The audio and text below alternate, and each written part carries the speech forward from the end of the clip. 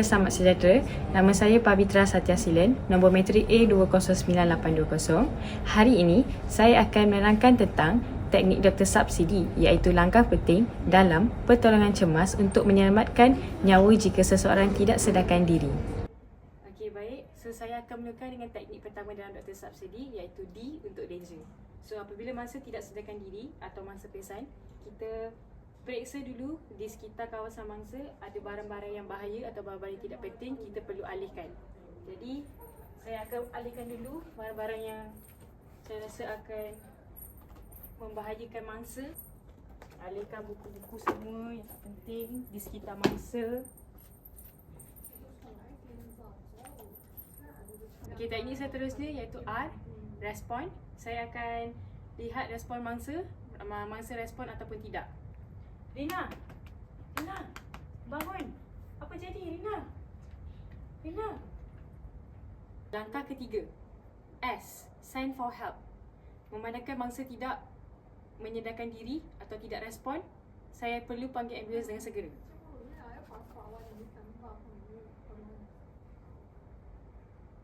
Hello, ambulans? Ada kecemasan? Ada kawan saya tidak sedarkan diri. Tolong datang segera di UKM Bangi. Baik, terima kasih. Langkah keempat, iaitu A untuk airway. Saya perlu memastikan laluan pernafasan mangsa terbuka. Betulkan dulu kedudukan kepala mangsa. Letakkan tangan di atas dahi mangsa dan dagu mangsa.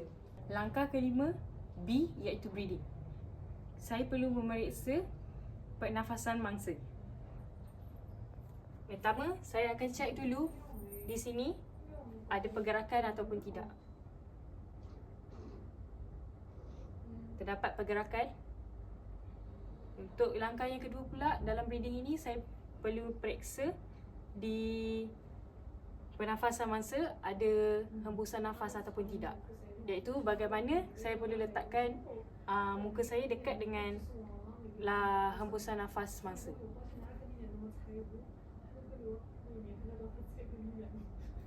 Okey, terdapat hembusan nafas daripada mangsa. Itu sahaja untuk B. Langkah seterusnya iaitu C untuk CPR. Memandangkan mangsa bernafas tadi, terdapat pergerakan pada dada mangsa, CPR tidak diperlukan. Tetapi, jika mangsa terdapat tidak bernafas, kita perlu melakukan CPR. Bagaimanakah untuk melakukan CPR? Iaitu dengan tekanan untuk 30 kali 2 kitaran. Selepas 2 kitaran, kita perlu melakukan hembusan nafas di mulut mangsa. 1, 2, 3, 4, 5, 6, 7, 8, 9, 10, 11, 12, 13, 14, 15, 16, 17, 18, 19, 20, 21, 22, 23, 24, 25, 26, 27, 28, 29, 30. Kita perlu melakukan untuk 2 kitaran dan melakukan hembusan pada mulut mangsa untuk membantu mangsa menyedarkan diri.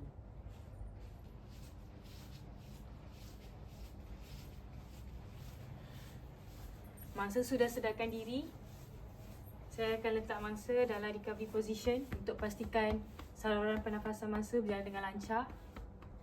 Langkah terakhir iaitu D, defibrillation tidak diperlukan kerana mangsa sudah sedarkan diri.